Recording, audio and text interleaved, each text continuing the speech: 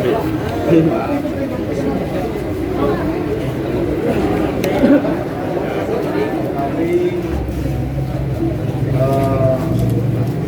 sudah melakukan training untuk dilakukan vaksin awal.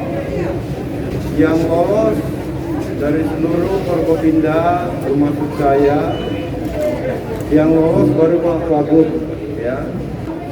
Saya dari kriteria kesehatan semua memenuhi syarat, ya, termasuk tekanan darah dan sebagainya.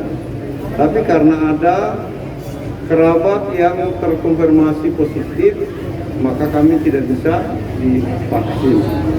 Nah, saya mungkin sampaikan pada kesempatan ini, kebetulan, ya, istri saya itu terkonfirmasi positif, ya, dan saat ini dalam proses pemulihan, ya.